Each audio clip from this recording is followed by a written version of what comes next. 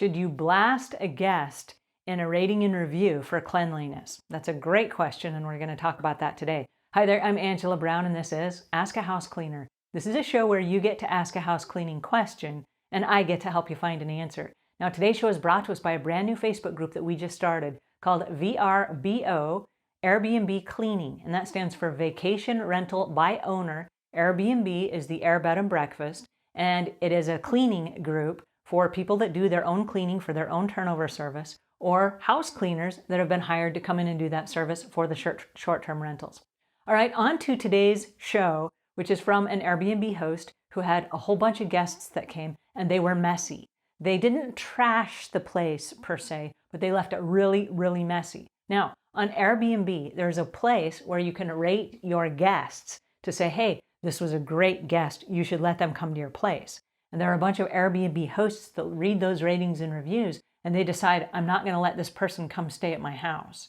So if you are a frequent traveler and you use the Airbnb program, do you want to be blasted for leaving the place a mess? Now, a messy place is subjective. I don't really know what that means. I did not see any pictures for this particular place.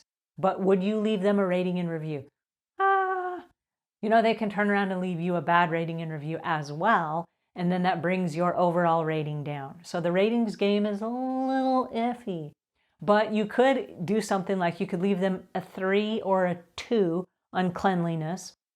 Just say, hey, it was below average. It could have been much cleaner. Didn't leave it that way.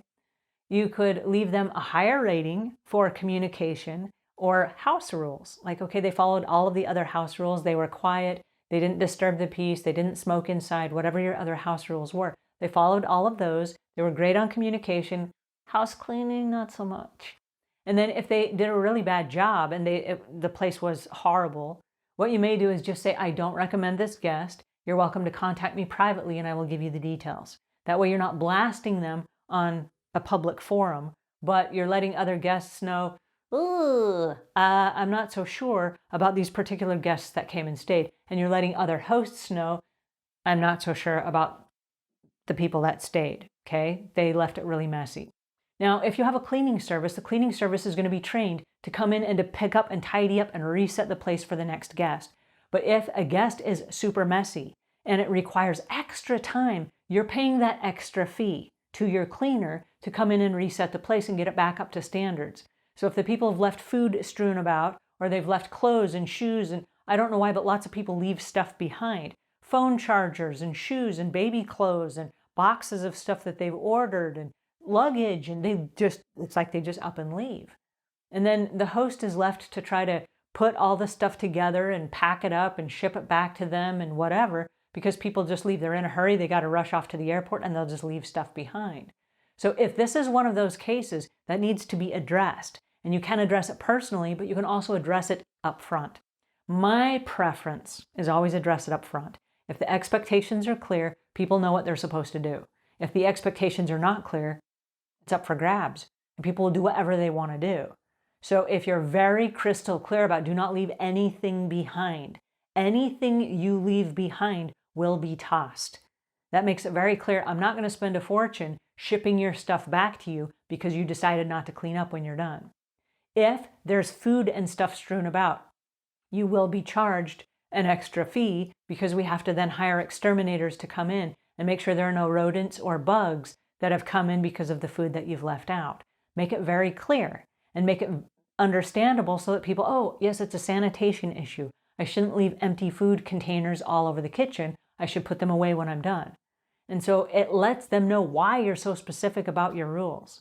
And so if they sign that on check-in, now they understand the rules and you understand that they understand the rules. And they understand that if they violate those rules, there will be a charge. This also goes for a no smoking charge. There are a lot of people that will charge a fee if you violate the no smoking policy and you smoke inside the house, because now they have to come in and they have to sweep the house of that smell, and it takes extra product and extra money and extra time. And if they have another guest coming in and they have to delay that guest, that shoots their rating and review, or maybe the people cancel and they go stay somewhere else. It could cost them business. So there are reasons why hosts and homeowners have rules in place. And if you are the guest and you understand the rules, then you can jump in and fall in line. But as far as blasting them on the rating and review, go easy on that. If it's a guest that you would never have back, you may just want to say we weren't a good fit for each other. And that very clearly says to all the other hosts out there, if it wasn't a good fit for these people, they're probably not a good fit for me either. But it's a nice way of saying, go at your own risk. Because if you blast somebody, they could blast you back. They can create another account and come back and cause all kinds of mischief with your Airbnb account. So be kind. You're still in a public place. If you wouldn't say it to the customer's face, please don't say it online. And if it needs to be said in private, please let them know, hey, I had to charge your security deposit because I had to call an exterminator for all this extra stuff that was left out, or I had an extra shipping charge because I had to ship all your stuff back. Make it very clear what malfunctioned. And then if the rules are in place, it's no surprise to them. They're not going to say, oh, well, I got hit with this extra $200 charge because they had to ship all my stuff back. If they knew up front, they were required not to leave anything behind, right? So just make your rules very clear, because if the rules are very clear, people can follow them. Alrighty, that's my 2 cents for today. Until we meet again, leave the world a cleaner place than when you found it.